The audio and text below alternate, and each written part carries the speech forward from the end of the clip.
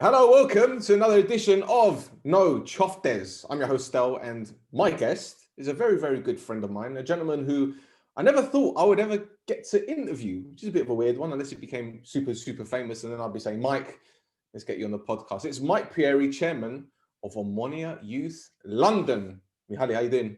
I'm good, Stel. How are you? Omonoia Youth. Omonoia Youth. In London. In Not London. necessarily London, yeah. Okay. Because there's also an Omonoia London in London. But we can get to that in a moment. You're just confusing me even more now. Okay, shall I stop the confusion quickly? Yeah, go ahead. Right, okay. So Omonoia London Football Club is an adult, is a men's team. And Omonoia Youth is a football club for children, for under 18s and under, although they're separate clubs. Although this year Omonoia Youth have also got a men's team. So we can come back to that later because we had an Omonoia London versus Omonoia Youth men's derby in the Cyprus League of London. Oh, okay. That's okay. I get it. Lots of green. That's the important thing. Exactly. All right. Well, look, let's talk about Omonoia Youth, not Omonoia Youth London. Omonoia Youth in London. 25 years strong. Is that right? Yeah, 26. Coming to the 26th year now because you're formed in 94. Is that correct? Correct, yeah. 4 times Middlesex Cup winners? 5. 5 times now. 5 times. One, oh yeah, two, there three, you go. That's four, what they're 5. for. Yeah. I thought that's for every time I laughed at Aboyle this season, which is probably going to be more stars than that, to be honest. But wrap it right around. Okay, so you're the chairman. You've been chairman since 2019, so you're almost 2 years now. I think it's longer than that. 2019, you were appointed, no? No.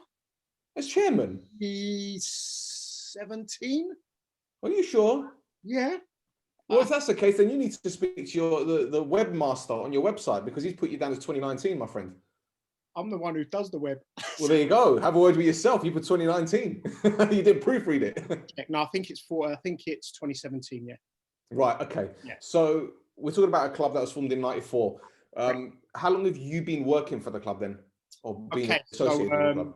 Okay. So the way it works, the way I've got involved is that my son wanted to play football, and I knew people at Omonoia Youth, and took him there. So I got involved in one of the teams. So I ran one of the teams for my son, which is generally how it works. Most of the teams are run by parents.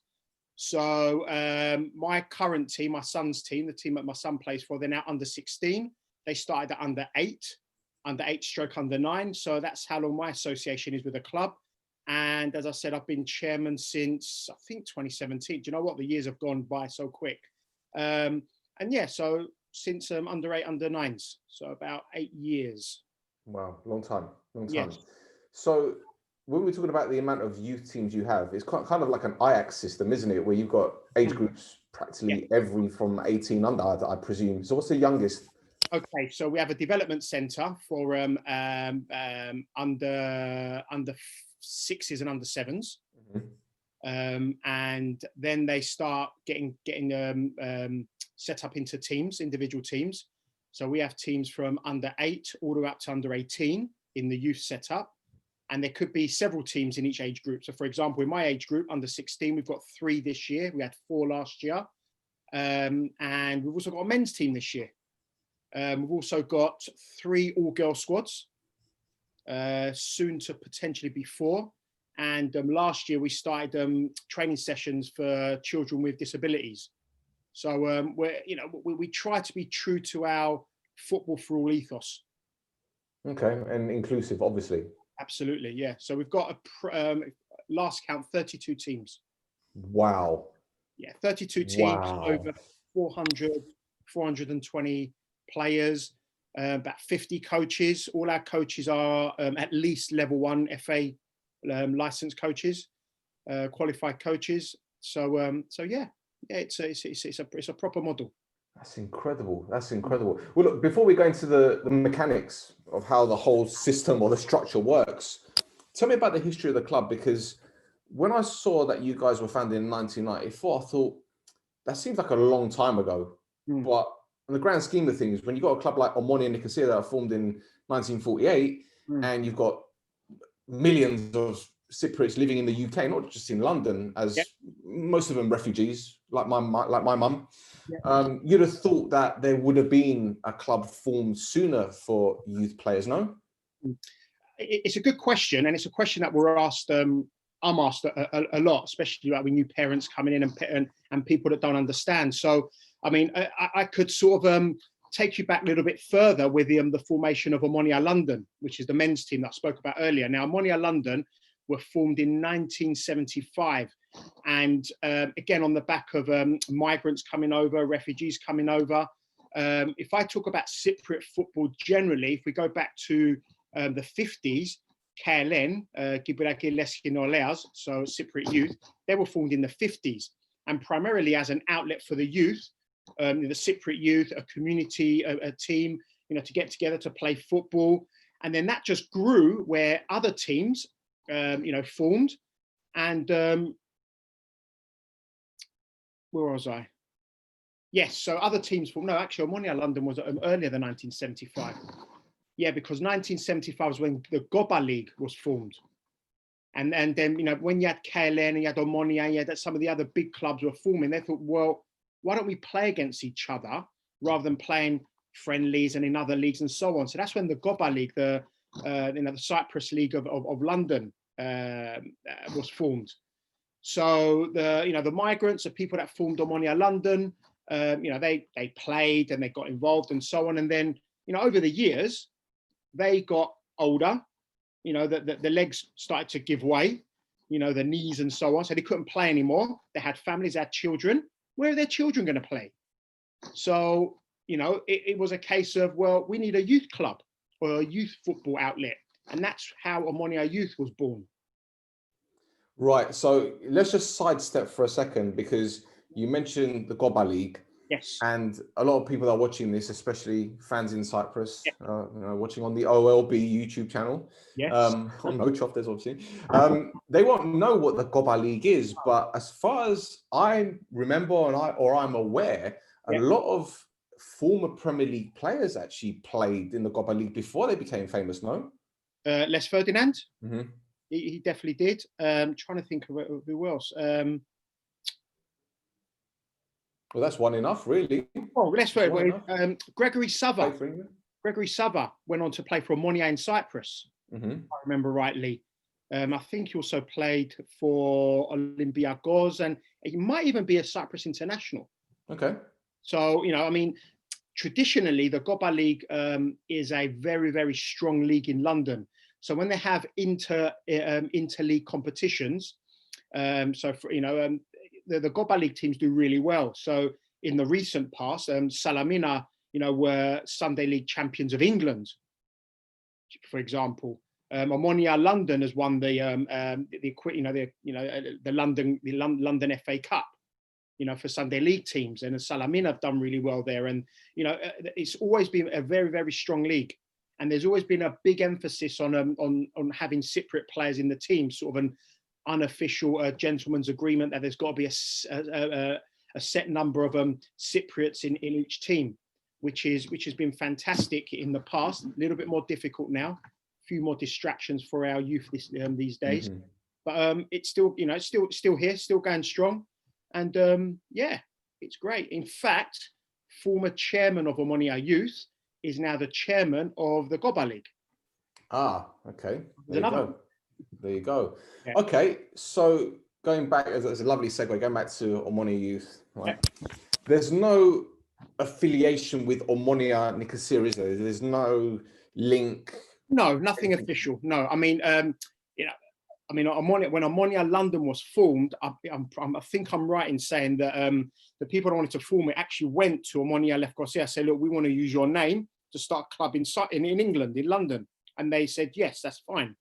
And then when Omonoia Youth was formed, again, the people wanted to form it, asked Omonoia London if they could, you know, use it. So, you know, there is that deference and respect for the name and the club. So, but no formal link between Omonoia Youth and Omonoia Nicosia. Although I'm aware that Omonoia London have got good links with Omonoia Nicosia. Oh, absolutely. And do you know what? I've just got to quickly thank Eric Botiak and Ernest Asante for sending me that video, which you guys Brilliant. Yeah, used, no, thank you. because, Yeah, you know, not only are they top guys, but if I guess if there was a problem with them doing that, they wouldn't have done it. You know, I'm pretty absolutely. sure they'd have spoke to Andrea, you know, the communications director, and said, look, can we do this video for Omonoia Youth London? Yeah. And I'm sure he said, okay, and happy birthday, Andrea, because it's his birthday today. So Okay. there you go. Weird segue right there, but yeah. So And last year, in Matt terms, Derbyshire did something as well for us as well. yeah, He said, you know, a few nice words for us that's as well. right. So again, Love that you guy, know, man. yeah, it's great. Huh? Yeah, there you go. There you go. So when it comes to this, do you think there's gonna be some kind of link up in the future? Is that something what you guys are looking to do further down the line? Because we've seen how well the Omonoia Youth Academy in Cyprus has thrived, especially since Jesper Fredberg came in back in 2018 or whenever it was, and he completely restructured it. And we've seen the likes of Loizu and Johnny's come through. Let's not make any bones about it. Contrary to what people believe, there are a lot of talented Cypriot London footballers, aren't there? I mean, we've seen a couple, even in the Premier League. We've seen one score against Leeds United at the weekend in the FA Cup. So the talent is there. He was an old Omonoia Youth boy. Oh, there you go. Nick was yeah. Tarula, yeah. There you go. So do you think there is a potential link up further down the line, or is that what you're hoping for anyway? I think when you talk about link ups with professional football clubs, it's very difficult on their side, but also on our side in terms of what they would want us to do and what would be required to do. Never say never, but I mean, any time we've ever gone to Cyprus in terms of taking teams over them, we have in the last few years. You know, they've welcomed us. We know the teams that have gone, and they've been boys teams. They've gone and played against some of the youth teams out there.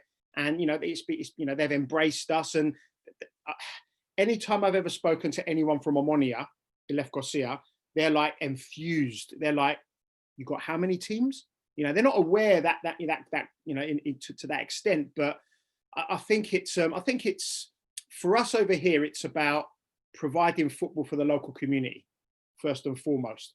And yes, we have got the name on our badge, and Omonoia Youth is our name.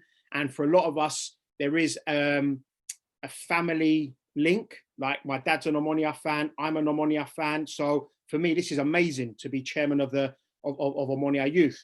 But for a lot of people, it's just a youth club for their children, youth football club where they play. Now, you said whether we'd want to link up in the future. I don't see why not. If we can, mutually help each other, if we can take and do tours out there, they can help us out. Likewise, if we've got good enough players, maybe we can send them out there. But in terms of a formal link up, that's always going to be difficult.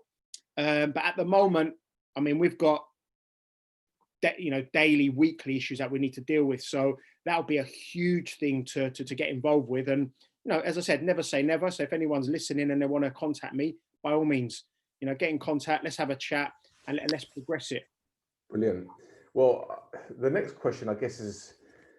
It might be a little bit vague, Mike, to be fair, because I know you mentioned the problems that we have, i.e. COVID, which I assume is what you're talking about at the moment. But let's just say COVID was non-existent and we're living in normal times, if that's even possible. If you were to, for example, want to send some players out there to Omonoia and Omonoia said, look, can we watch a couple of your players, bring them over for a trial? I don't know what the legalities are, because obviously we've got different rules now in the UK due to Brexit. They're still in the EU. So how would that work out? Work permits or anything like that? I'm not too familiar with that kind of. Well, because of Brexit, as far as I'm aware, it'll be very difficult for English teams to take players who are under the age of 18.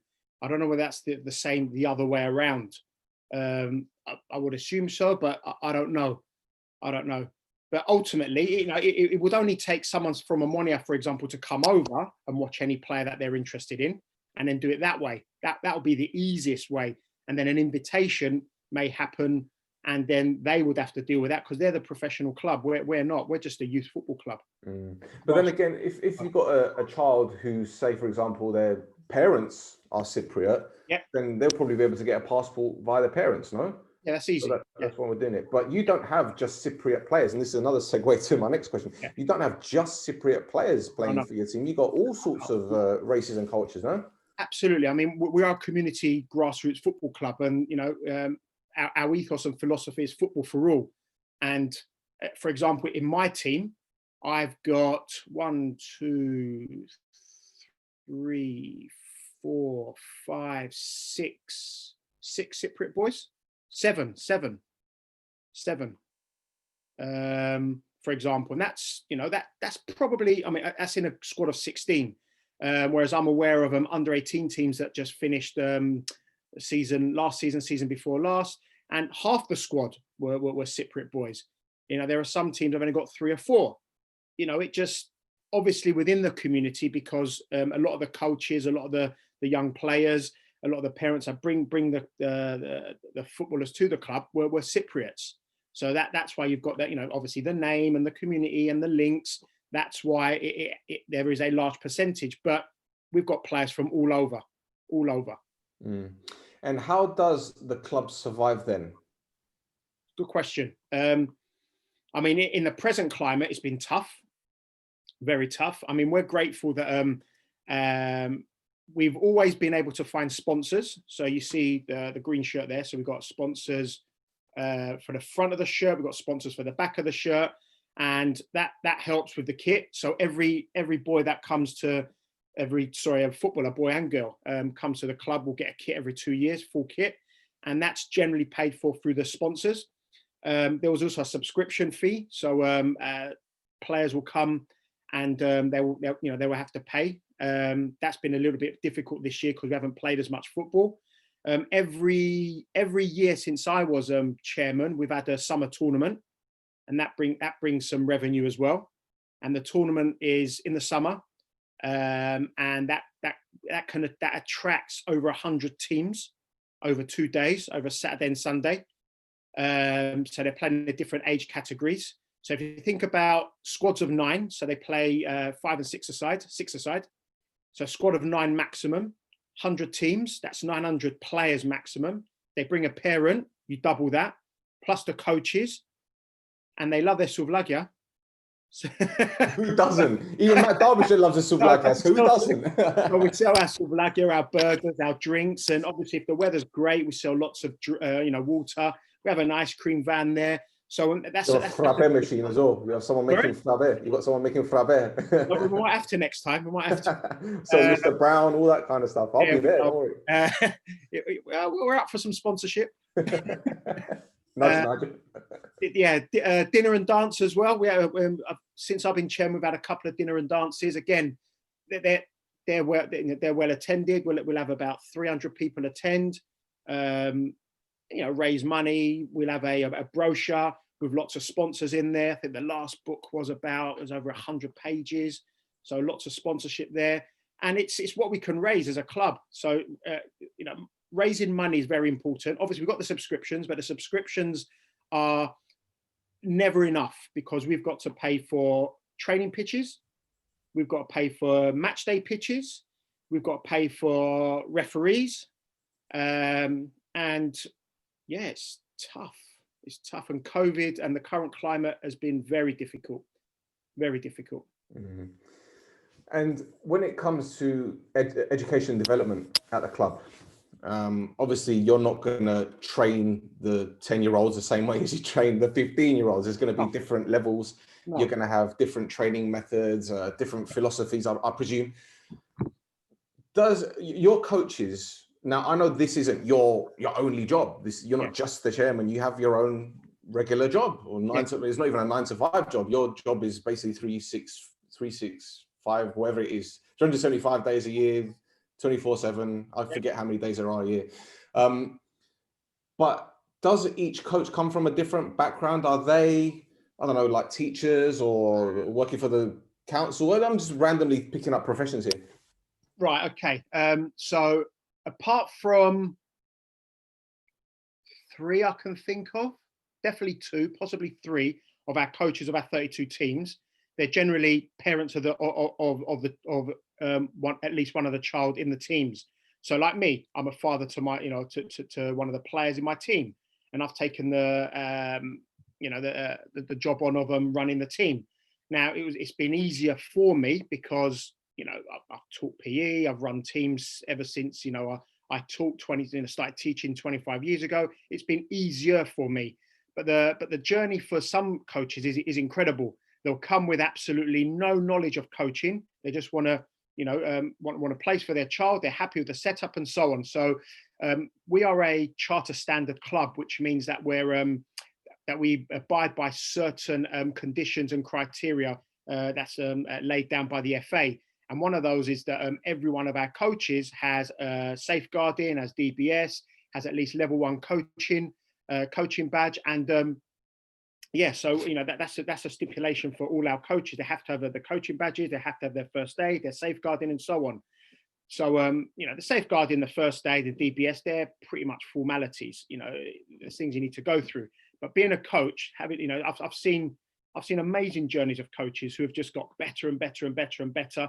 And what I like to think is that in the last last few years, is that we've had more and more coaching the coaches sessions. So where the more experienced coaches, or the coaches who've got more qualifications, or the ones who have been around the block more often, are there to put on sessions for the coaches to provide some experience, to show them some sessions, what they can do with the children, make it fun, because we would want to do the ideal scenario is to divide the coaching into phases. So we have the foundation phase, which is the under 6s, under 9s, and the under 10s to the under 13s. So that's the foundation. Then we've got the youth development, where you go from under 14s to the under 16s. And then beyond that, you've got going up to adult football, which is where our men's team comes in. So each of those phases requires a different skill set. So as an example, at the foundation phase, we would want the children to be told, to be advised, to be guided to keep the ball and stay on the ball. And that's not revolutionary. That's what happens in professional academies, where if we, for example, if I go and see a coach of an under 9 team, and their training session is more encouraging the children to pass, I'd have a word and say, well, no, we'd want the children to stay on the ball for as long as possible, and that's something that's, again, as I said, I've seen that at professional coaching academies. I've been grateful and lucky to visited Tottenham Hotspur's academy many times due to people that I know there and friends and coaches. And when I first saw that, where I saw a professional and a coach at a professional club talking to under 9s and under 10s and telling them to keep the ball, whereas on a Sunday I'm listening to grassroots coaches saying pass the ball. And when you have the conversations, it's clear why. Get familiarity with the ball, getting those motor movements and so on, and it's just passing on that experience to our coaches at the different levels for the different needs. And even within a team, you can have players who have different abilities. So how do you work with that? How do you cope with that? So we try to draw on the experience of coaches who've gone through that with our new coaches, because ultimately we're volunteers. And the vast majority of us are parents who've got a day job, who've got families, and we do this because we love the game. We do this because we want our children to have a sporting outlet, and in this case, football. Like I said, 375 days a year. Well, interesting you mentioned the coaches, Mike, because as you said, they have that level 1 qualification, but it sounds like a really stupid question, but what's in it for the coaches that are volunteering to be at your club? Because let's be 100% honest, mate, you've got pushy parents, you've got all these different factors that could, I wouldn't say hinder their development, but hinder their motivation. So like I said, what's in it for them? Why do they want to do it? Good question.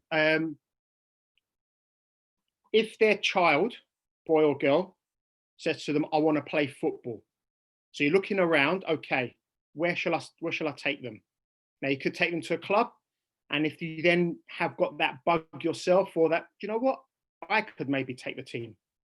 So the way it can work at Omonoia Youth is that in our development centre for our 5 and 6 year olds, there's a team of coaches, 1 or 2 coaches, who will work with these children. and they will, they're generally 20 to 13 each age group. But in order for them to then become a team, we then reach out to the parents and say, look, we can't take them anywhere else. This is a development center. We've got the 5 and 6-year-olds here. In order for them to become a team, we'll put them together. We'll try and match them up, but we need a coach to take them further on. More often than not, it's a parent. And we just need a parent to step out from behind the shadows, and say, yeah, do you know what? I'll go for it. We will try and support them where we can. The level one now is a good course, although it's obviously now it's going to change now, purely because I've heard that it might go online, which is not sure I agree with it. But the level one has evolved, from the couple of decades ago when I did it. And yeah, so the volunteers, the parents, why would they do it? Because they want to be in charge of their child's team, because they've got they've seen it happen, and they've seen around them saying, so you're telling me that, and all these coaches, so if we go to where we train and we take the parents, and they may know others, and say, so all these parents, all these teams, all these coaches are generally parents. Goes, yeah. So they started down there, and they've worked their way up in terms of with the team and learning and so on. So I think you need to have a love of the game, obviously, as well as wanting to impart some knowledge, and we will help them where they can. And yeah, they do have to have their level one. Absolutely. So on the subject of coaching, just one more question I've got for you, mate. And I guess it's a rounded question, because I've asked this to numerous coaches that are from the UK, and they've all told me the same thing. It's so difficult for them to find a role within the UK at clubs, be it lower league clubs or top level clubs. Hence the reason why a lot of them ply their trade in Australia or America, or even if you're Alan Pardew, you go to Bulgaria to be director of football. So the coaches that you've got at your club, I presume that's what they want to do for the long term. They want to be coaching, they want to be on that training field, developing players, developing their own skills and abilities. So can you see any of those possibly moving on to like an elite club, or even a lower league club, or maybe even abroad to Cyprus? Because we've seen Stephen Constantine getting a job at Buffalo now. Yeah, I mean, I'm aware of some coaches who have been at Omonoia in the past, who've then gone on to semi-pro clubs, lower tier clubs, and that's fine. If people want to do that, that's that's their prerogative, of course. But I think primarily, people need to understand that grassroots football, primarily, we're volunteers, and we've got our careers, we've got our jobs, and we do this because we love the game and we want to coach children. Our child is usually in the team as well, so it's a hobby more than a vocation. Although, as I said, there may be people within the club now, and there have been in the future, who have got aspirations beyond that. And you've got to start somewhere. And youth football's it's a good way. If you're able to teach a group of 6-year-olds and be able to take them several years and have the respect of the parents, and be able to impart knowledge, and be able to manage behaviors, then you're doing well. Great stuff. Okay, 6-year-olds, 7-year-olds, 8-year-olds, whatever, they've all got pushy parents, I guess, because it's a competitive game. They all want to win. And I'm sure you've heard it on numerous occasions. Oh, our team lost again this weekend. Or we're not happy with where our kid is playing. We're not happy with their position. We're not happy with this. We're not happy with that. How do you keep these parents just happy, or just keep them in a neutral zone? Because as you mentioned, you've got over 30 teams. Yeah. That's a lot of parents. That's a lot of complaints. That's a lot of admin. Yeah. I mean, ultimately, it's the ethos of the club that you exist in, but also, us as a committee, and the ethos and the philosophy that we try to uphold has to then filter down to the individual managers. We've got 32 teams. We've got to have that ideal running through. Now, years ago, the FA actually stipulated that there's non-competitive grassroots football, youth football, and competitive. So for the non-competitive, up to the under 12s, scores cannot be published. And it's about enjoyment, it's about development, it's about time on the ball, rotation, and so on and so on. So that's what we tell our coaches, and that's what we tell our coaches to tell their parents. I mean, I was lucky that when I first came to the club, my mentor was very progressive in his thinking, and he's still in the age group now. And Chris is his name. And I came from an environment where school football was very much about winning tournaments and so on and so on. Where I came to Omonoia Youth and it was very different. And it was like, well, they're 9 years old, winning doesn't matter. Okay, winning doesn't matter.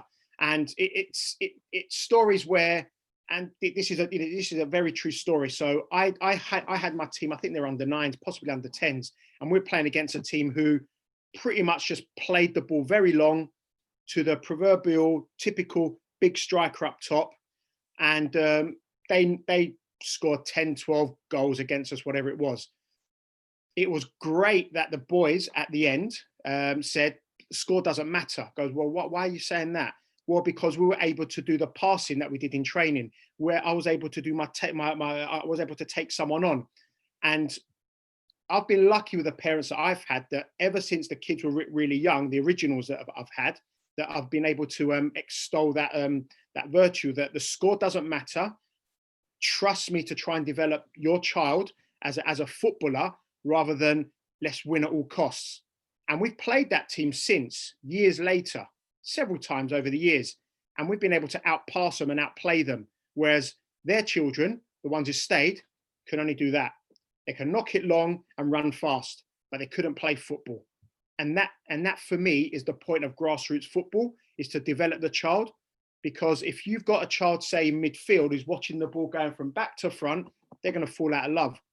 Whereas if you've got a child who is being given opportunities at left back, in goal, in midfield, up front, playing different positions to try and turn them into a total footballer, they're going to enjoy it more, is our philosophy. And, so rotation of positions is important, but also equal playing time at the non-competitive level and pretty much throughout the club, where rather than having, this boy's not as developed as the others, I'll bring him on when we're winning 5-0. That doesn't, it might happen, but we very strongly discourage it. And if we do hear about it, we will intervene. That again goes back to our philosophy of football for all. That's very, very important for us. So in answer to your question, it's about having the parents come on board with that philosophy. And this year, I can show you this. We've got a handbook. So in the handbook, look at that. Yeah, glossy, mate. Yeah. So in the handbook, we actually tell the parents what our philosophy is. So it's a nice graphics as well. And what they should expect from us as a club, but also what the children should expect of their coaches. So when we say rotation of position, I'll give you an example. My son's now the goalkeeper in my team under 16. He's now specialised in that position. But I remember back in under 10s or under 11s, he played on pitch as well. Every single one of my players played in goal, for example. And that's the model that I was encouraged to use. And it worked. And it does work, because he's a better footballer now with his feet, because he's able to play out on pitch when he was younger, rather than having someone stuck in goal when they're 8 years old, all the way through to when they're 16, 17 years old. They don't experience the game in different ways. And that's, as I said, that's important for us, in that the parents know what to expect from us as a club and as coaches in terms of our philosophy and but also the children to know what they should expect from their coaches. So if they're not playing regularly, if there's not that equal time, then they know that, well, they can tell their parents tell us, and we'll try and deal with it. Total football. So are you basing it on La Máquina or River Plate? Are you basing it on Hungary's great team or the Dutch? Fairness. Okay. Equality of opportunity. Okay, Mr. Diplomat right there. Okay, well, look, you mentioned the parents, you mentioned the coaching, everything. There's one word which I'm not sure you mentioned, and that's patience. Yes. And I think that's something that isn't, how can I put it? It isn't steeped in the game anymore, if that makes sense. It's not something that's magnified. And I think the patience needs to come from the parents to trust the process, to trust the coaches. The patience needs to come from the players to be patient when they're going to get their opportunity and develop. patience from the coaches, patience from people such as yourself, and also patience at higher level, because I want to talk about what's happening in Cyprus at the moment with Omonoia. Yeah. 8 games unbeaten.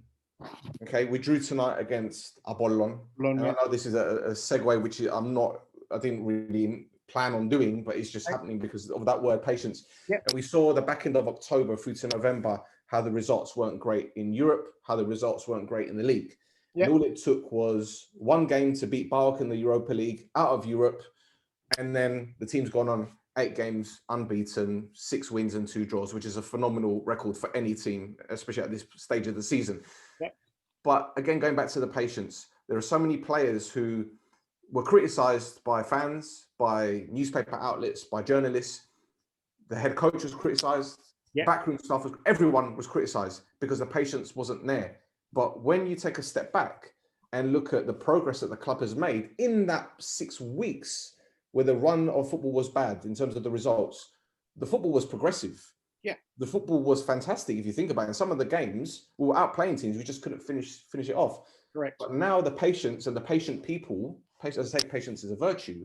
Now certain people have got their heads back in their shells.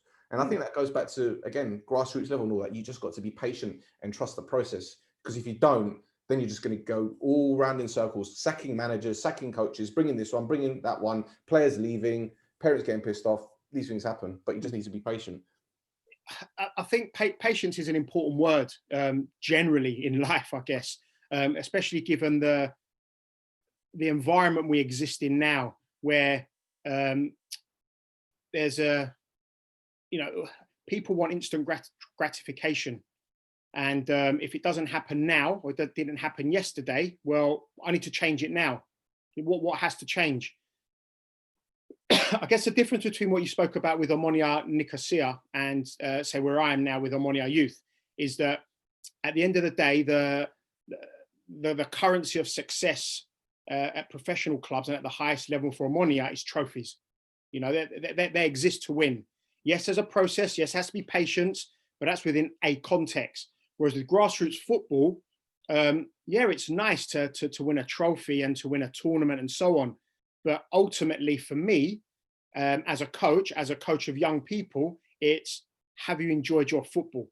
Have you learned something from being around other young people? Have we as a club or me as a coach instilled positive beliefs in you as a person?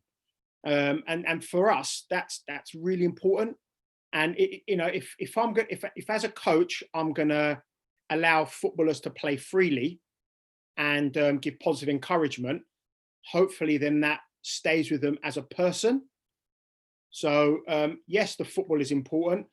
Everyone likes winning, but the metric of success at a grassroots football club like ours is obviously very different to a professional club. At the end of the day, Omonoia Nicosia this year, they want to win the league.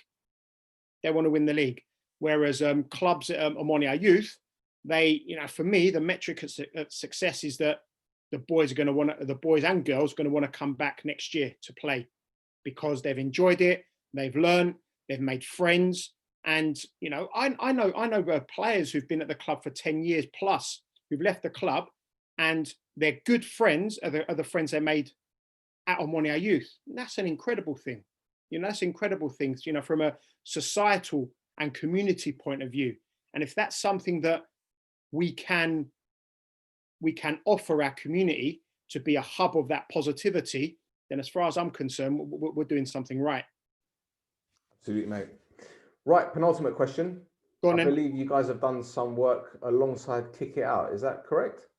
Yes. So a few years ago, there was some incidents that we weren't happy with, and we weren't happy with how they were dealt with. We reached out to Kick It Out. We reached out to Troy Townsend, who I'd like to say is a friend of the club. And so on our, I can show you actually. So on our,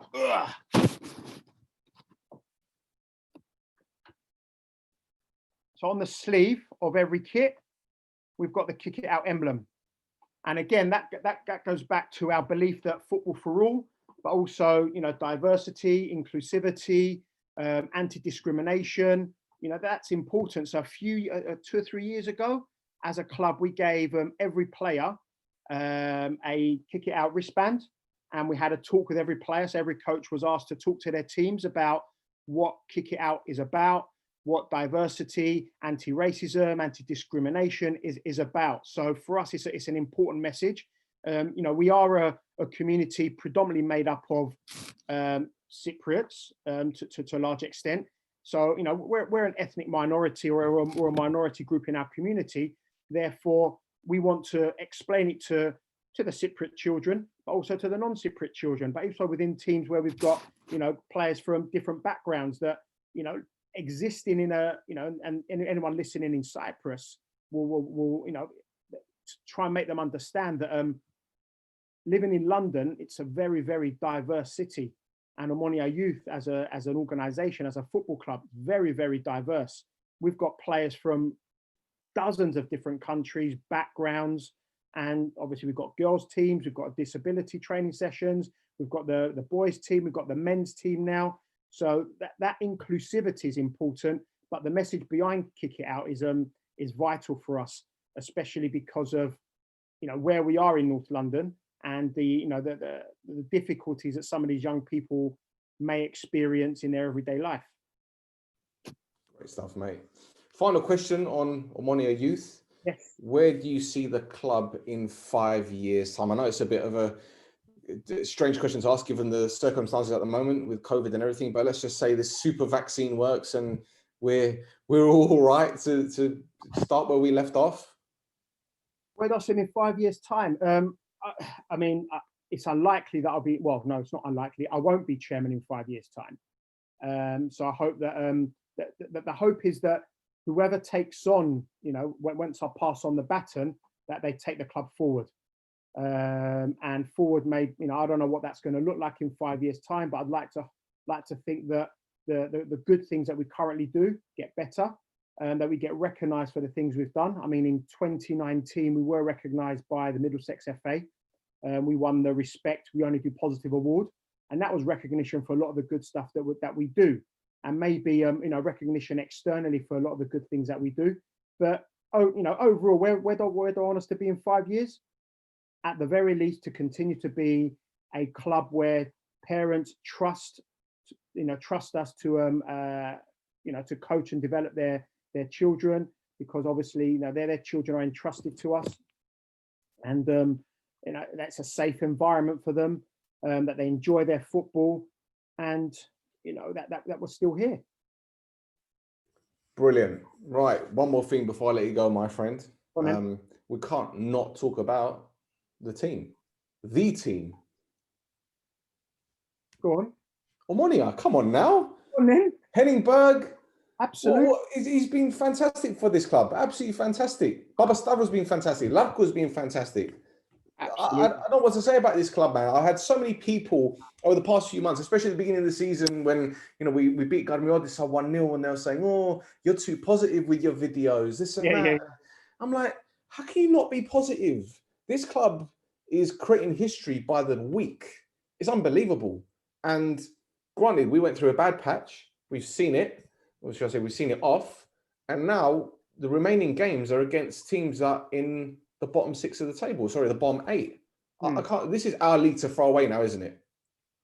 The way I look at it, and you know me for years, that I always try to look at things in context. So if we look at it in context, where was Omonoia Nicosia 3 or 4 years ago? And where are they now? Look at the type of football that they were struggling with 3 or 4 years ago. And where are they now? Europe was a dream 3 or 4 years ago. We were disappointed we didn't get any more wins in the Europa League against top teams. Yes, they finished first last year. But for me, I think that the biggest thing is that there's just a positivity about the club. You mentioned the youth setup earlier. We got the chairman, we've got the social media channels. It just feels like fans of the club are closer than ever to the club. The club feels closer to the community, and I think the club acknowledges and has done it right the football that's being played, I mean, it's brilliant. Watching some of the football, and we know this, that Cyprus football fans are fickle, impatient, to the nth degree. But I think they've been educated more by more and more by Omonoia and by Henningberg's team, the way they want to play their football, the progressive nature of it, and it's great to see. And I just think that this is a potentially, a seminal moment, not just in Omonia's history, but also in Cyprus football history, in what I think Berg is trying to do, the club is trying to do, and it's great if you're an Omonoia fan. Absolutely fantastic time.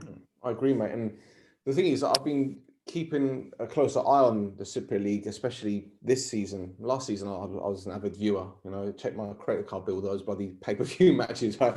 But when I look at the way this season has panned out, it's been an interesting season. It's probably been the most competitive season I can remember for a very long time. Apollon have been top of the league, and then Anorthosis were top of the league. AEK are in with a shout, AEL in with a shout. And the thing is, no disrespect to these teams, because they deserve to be where they are. Don't get me wrong. Apollon are top of the league for a reason. AEL are second in the league for a reason. But then when I see the way that they've played against us, especially this season, with the exception of Apollon at home, where we rode our luck, I didn't see anything special about these teams. AEK in the first 10, 15 minutes in the second game at their stadium, they gave us a bit of trouble, but they tired. Their legs got tired. You could tell they're getting tired. And this is after 20 minutes when they went a goal down. And it's almost as they threw in the towel.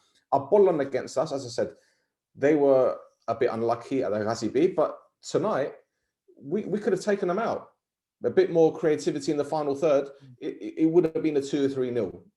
Defensively, we were superb. Got back in numbers, hit them on the counter attack. Granted, they defended well, but on the balance of play, if we had, as I said, that extra bit of creativity, we'd have won that game. Unorthodoxy, they came to the Ghazi B, we spanked them. We should have beaten them in the first game, but a dodgy penalty decision with that VAR mind, they got a point.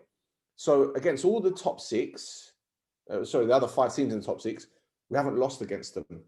We only dropped points tonight against them, against Apollon. We dropped points away at Anorthodoxy, and we dropped points against Apollon.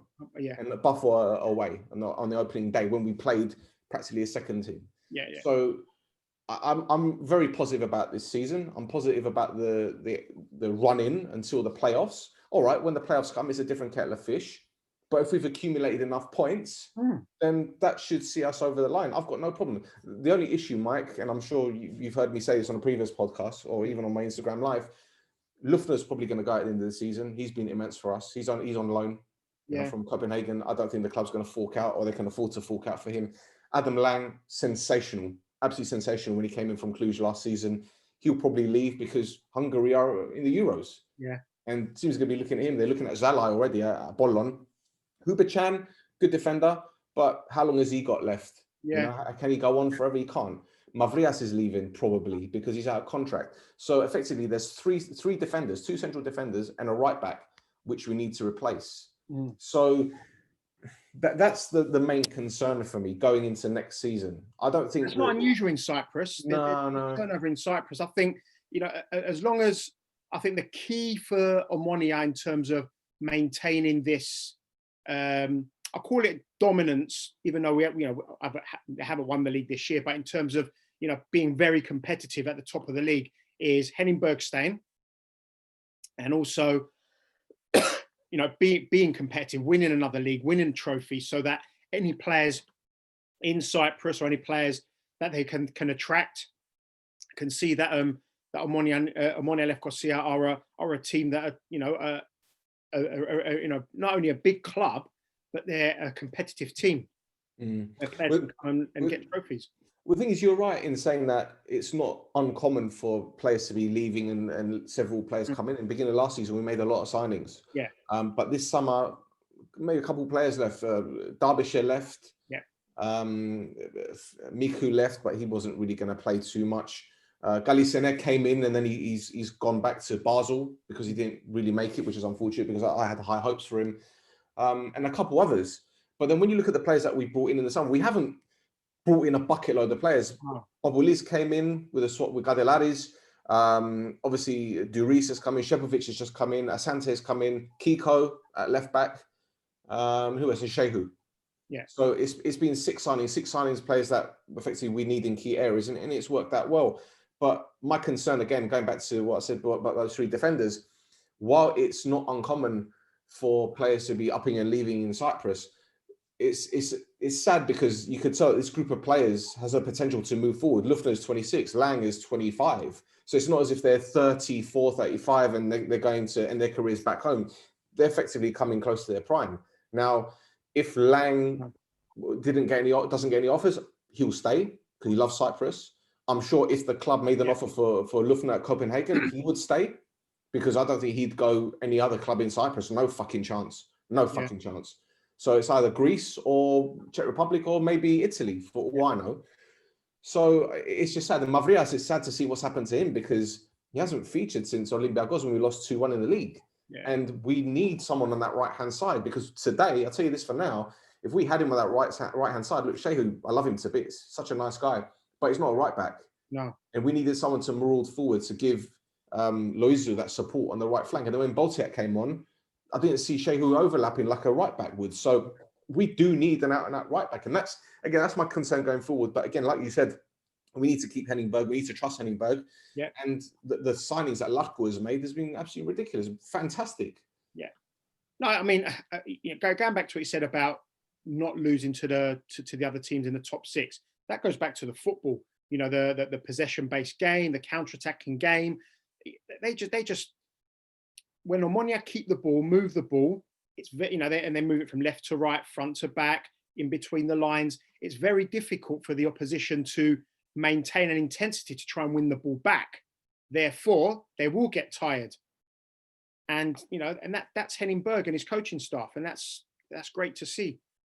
And it's quite unique in Cyprus football in recent times. Of course. And I think it's quite unique to see teams defending deep against us, especially teams that are at the top of the table. Tonight against Apollon, it's almost as if they were the away team and they were playing for a draw. When you got Asante, did Asante play up top again today? Asante played up top, yeah. When you got something, he's a good player and he's got a lot of space, a lot of pace.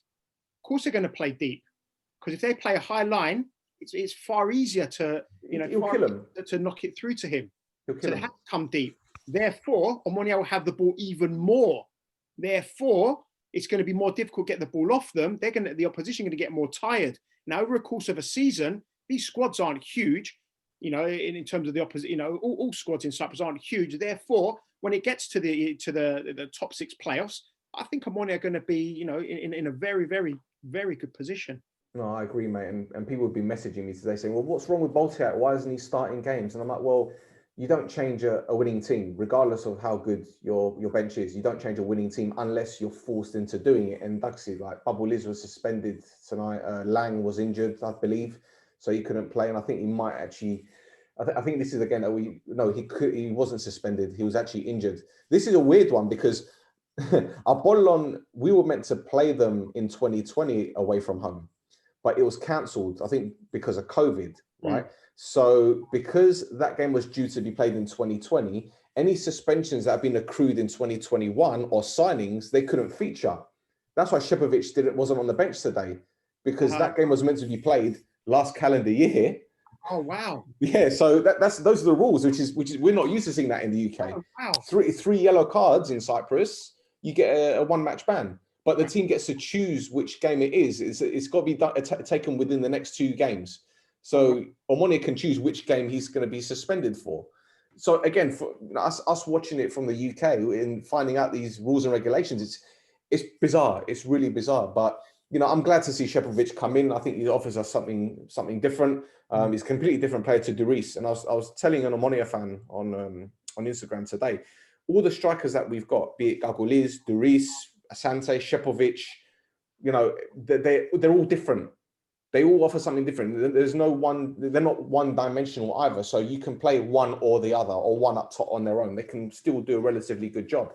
So that goes back to how Henningberg plays it, sets up his teams. They can play possession, they can play counter-attack, they can go down the wings, they can hit Asante through the middle or over the top. It's an adaptable style of play, given what your position is, how your position is set up against you. And I think playing in the Europa League really helped in terms of pace, tempo, patience, coming up against different systems. And I think that's really helped Henningberg's education, you know, as a, you know, knowledge as a coach, but also the players who played against very, you know, teams of a very good standard. And we spoke about it. As soon as they got knocked out of the Europa League, we knew that, right, focus on the league, going to have some outstanding results. And, you know, very soon after the knocked out of Europa League, they spanked Anorthosis. Well, yeah, exactly. You know? So, you know, but we are talking about teams in the top 6, though. Well, yeah. Not teams fighting for relegation. Yeah, not cannon fodder. Oh God, you're going to get the threats now, Mike.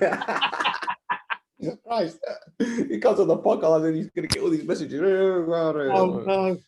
There you go. But no, you're right in terms of the development, and I think, as you mentioned with Henningberg and how he learned, we saw the first couple of games in the Europa League. I believe it was Bark away, where he played the 4-2-3-1, pressing high. They couldn't do it for 90 minutes. And we went a goal up, and it was half time, we were a goal up. And then early in the second half, they've equalised. And then you're slowly seeing the players tire. Then it was PSV Eindhoven, I believe, at home, where we were a goal up. And the last minute of the first half and the last minute of the game, we concede goals. And I was telling Michael, looking at the time, I said, it's because you guys were tired, man. You can see that the legs are tired. And when you're getting tired, your concentration levels dip as well. And the goals, it's no coincidence that both goals came from defensive lapses. So these things happen. And then all of a sudden, come the Granada game away from home, he went to a 3-4-1-2 or 3-4-2-1. And we're playing a lot better, more defensively sound. And then we played Bark at home with the same system with Loizu at right wing back, and we beat them 2-1. Yeah. So I'm glad that we're out of Europe. Don't get me wrong. I mean, I'm not happy that we're out, but I'm glad in a way, because you could tell that was a hindrance to our system or to our season as well, to our league form, because we were 7th, 8th in the table, wondering what the fuck's going on. Yeah, you know, physically, mentally, everything. But this is what goes back to what you said about fans being fickle, mate. You know, they're to be saying, oh, well, how can we play well in the Europa League and the Champions League and not replicate this in the league? It's completely different than kettle of fish, completely different. And it's the travel and it's the preparation. You know, you've got less, you know, if you're playing once a week, you've got a week to prepare. Whether it's things like, you know, patterns of play, set pieces, and, you know, assigning players to players. Whereas if you're playing twice a week, you've got to do double the work in half the time. Well, there you go. And if you look at the table, we're only 3 points behind Apollon. So can you imagine if we weren't in Europe? Yeah, be clear. We know that. More clear. Yeah. We'd have the deck chairs out. We'd be at Coral Bay. Yeah. We'd be at Mackenzie. Yeah. Anyway, Mike, thank you very much for your time, mate. Before I let you go, anything you'd like to plug, social media, etc., do you think? Yeah, my personal Twitter is @Delpieri. If you want more information about Omonoia Youth, you can.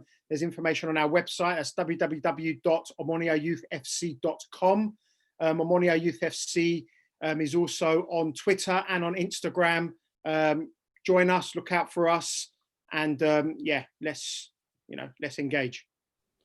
Lovely, splendid. So that was Mike Pieri from Omonoia Youth in London on the No Choftes podcast, and I'm sure Mike will be on another time. We can discuss Omonoia and all these other stuff. Definitely. There you go. So if you like this, hit that subscribe button, leave a comment. If you want to ask Mike any questions, just leave them in the comments or even DM him on Instagram. Be nice. There you go. So until next time, Covelia, Pameshila Kamu.